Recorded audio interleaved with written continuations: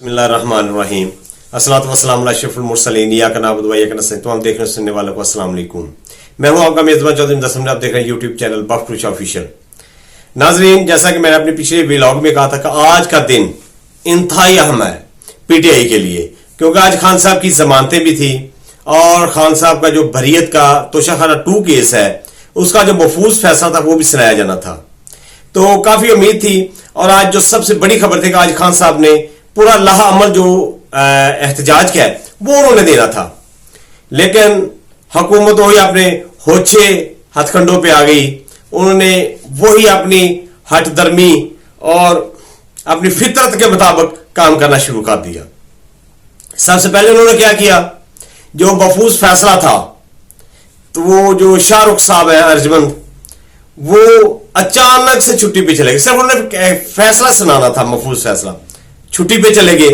وہ اچانک کیوں گئے ہیں یہ سب کو پتا ہے، اور یہ 2 دن بعد کی تاریخ پڑی ہے، 14 تاریخ اس میں ہو گئی ہے۔ تو ادھر اسلام آباد میں جہاں خان صاحب کی ضمانت تھی، بیل تھی، جس کے کبھی امکان تھے، تو بلکہ جج صاحب نے بھی کہا تھا کہ یہ آج ہر صورت کیس سنا جائے گا، لیکن وہ انتظار کرتے رہے۔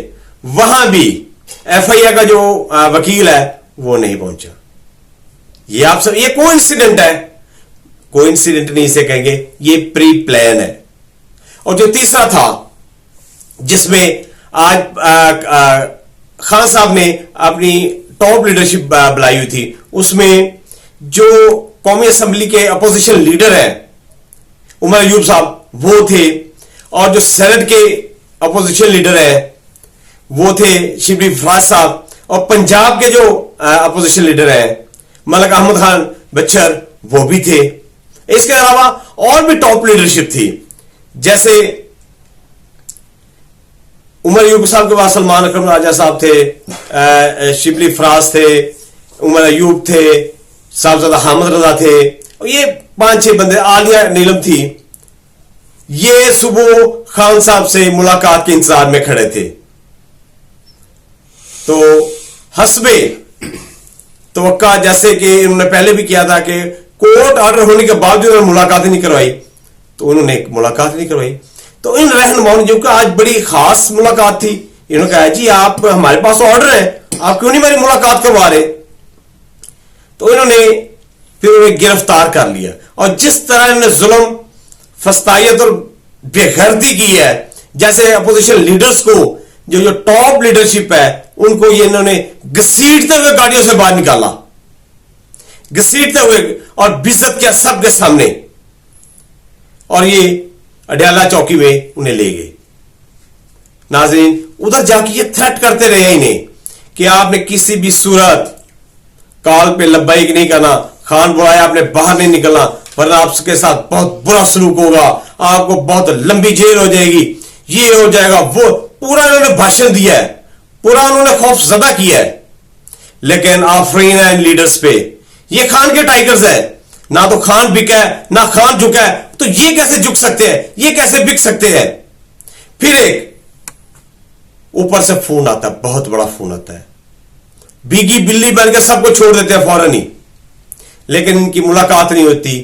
وجہ اس وقت یہ ٹائم ملاقات کا ختم ہو گیا تھا، اور جو ہائی کورٹ میں 20 تاریخ ہے خان صاحب کی، اور ادھر 14 تاریخ ہے، اور ابھی 48 سے 72 گھنٹوں کے درمیان میں، یہ میری بات یہ ذہن میں رکھیں، یہ ان کا احتجاج بہت بڑا ہونے جا رہا ہے پی ٹی آئی کا، اور پی ٹی آئی اس میں حق بجانب ہوگی، کیونکہ انہوں نے بہت زیادہ ظلم کیا ہے۔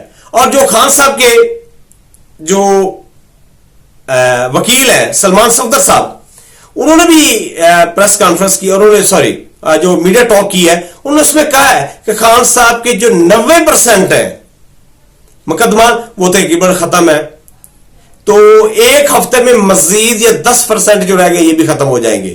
اگر حکومت آج اگر نہ کچھ کرتی تو یہ بھی کافی حد تک یہ 2-3 معاملات ختم ہو گئے تھے، ان کی ضمانت بھی ہو گئی تھی، جو فیصلہ تھا بریت کا وہ بھی ان کے حق میں ہونا تھا، کیونکہ یہ روک تو سکتے نہیں۔ تو اور جیل رولز کی جو شک ہے، اچھا، اور سلمان صفدر صاحب نے انہیں تشبیہ دیا بریانی سے जैसे बिरयानी तैयार हो जाती है और आखिरी 10 मिनट जो होते हैं उसे दम दिया जाता है, तो वो किसी वक्त भी खोले खाना तैयार।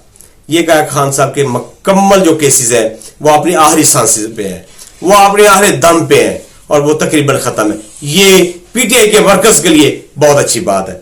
और जेल रूल्स की बात करें, जो शिक 265 है जिसके तहत जेल में सियासी बातचीत पर पाबंदी आई थी, कालादम करार देने के सिंगल बेंच के फैसले के खिलाफ चीफ कमिश्नर की इंट्रा कोर्ट अपील की समाअत आज हुई और उस पर उसे रिजेक्ट कर दिया। इन्होंने स्टे भी मांगा था लेकिन वो रिजेक्ट हो गया।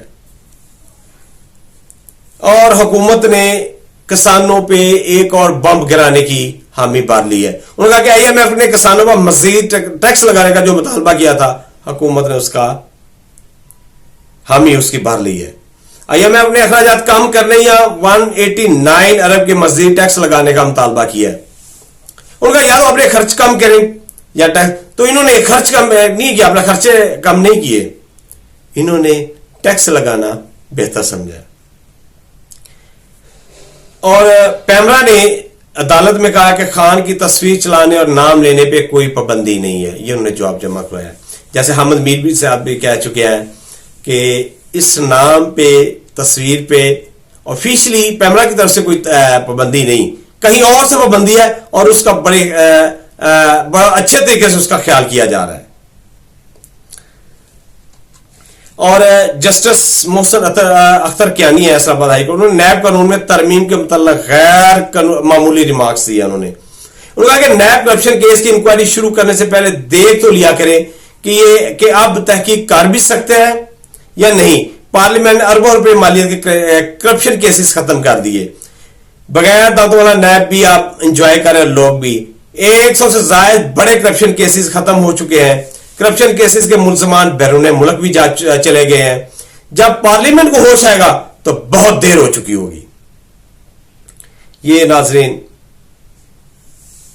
क्या हो रहा है पाकिस्तान के साथ, कितना जुल्म कर रहे हैं। अलीमा खान साहब ने कहा कि एक दिन इमरान खान के साथ जजों की बात कर रहे थे तो पुलिस वाला कहता है कि आप सियासी गुफ्तगू कर रहे हैं, तो हमने कहा जज सियासत में आते हैं। एक दिन और कोई बात कर रहे थे तो वो आगे कि आप सियासी गुफ्तगू कर रहे हैं। उन्होंने कहा कि ये लोग खौफजदा है, ये डरे हुए हैं। और जरताज गुल ने कहा कि खान कहता है कि मैं 150 वाला स्टाम्प करके नहीं जाऊंगा, मैं इधर इंसाफ का दरवाजा खटखटाऊंगा। और जेल कैदियों की जेल मुलाकातों में सियासी गुफ्तगू पर पाबंदी का जस्टिस सरदार एजाज इसहाक खान का फैसला फौरी मुअत्तल करने की इस्तदा मुस्तरद। इस्लामाबाद हाईकोर्ट के चीफ जस्टिस आमिर फारूक और जस्टिस समर रिफत इम्तियाज ने एडवोकेट जनरल इस्लामाबाद की इस्तदा मुस्तरद कर उड़ा के रख दी। हामिद मीर साहब ने कहा कि 4 लोग खान साहब से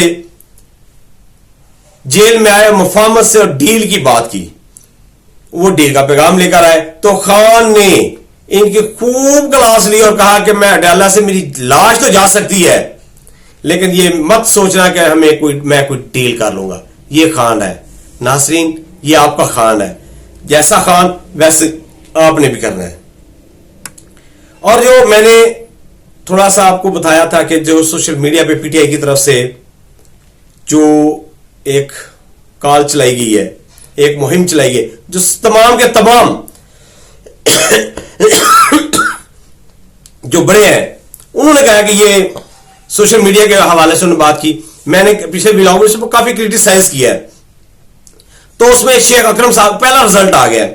उन्होंने कहा हमें जो सजा दी जा रही है वो डिजिटल मीडिया की वजह से नहीं, बल्कि इसलिए कि हम बातिल के खिलाफ हक की जंग लड़ रहे हैं और अपने कायद की रहाई के लिए लड़ रहे हैं। इस सारी लड़ाई में डिजिटल मीडिया ही हमारी आवाज बन के गूंज रहा है और कौमी और बैन अवी सतह पर हमारे मामलात को उजागर कर रहा है। ये मुल्क दुश्मन, ये मुल्क दोस्त और तरीके इंसाफ की ताकत है। खान साहब का पैगाम क्या कि हमारे एहतजाज का हदफ कोई अदारा नहीं है। उन्होंने कहा कि खान साहब ने जो कहा है ना, जो पैगाम दिया कि हमारा हदफ कोई अदारा नहीं है, ये भी हम तक हमारे सोशल मीडिया ने पहुंचाया। हम वॉलंटियर हैं, ये वॉलंटियर्स हैं सोशल मीडिया के बाद जो खान की मोहब्बत में इसकी रहाई की खातर हमारे साथ हम वक्त कोशा हैं इलेक्शंस में, जब भी हमारे सब लीडर्स रूपोश होने पर मजबूर हुए तो यही सोशल मीडिया वॉलंटियर्स थे जिन्होंने हमारे पैगाम और निशान कौम तक पहुंचाए। जबरदस्त। बस इतने इंफॉर्मेशन सेक्रेटरी और खान की अदना कारकुन की हैसियत से मैं दोस्तों को कहूंगा, सोशल मीडिया वॉरियर्स को हमारी तरफ से सिर्फ पसीराई मिलनी चाहिए। ये हमसे कुछ नहीं मांगते। मैं भी अपने आप को इनका हिस्सा समझता हूं और इनकी खिदमत और वक्त को खराज तहसीन पेश करता हूं। Well and good. ये शेख वकास अकरम साहब, उन्होंने बड़ा जबरदस्त बयान दिया है। देखिए, ये जो सोशल मीडिया, ये खान की मोहब्बत में है।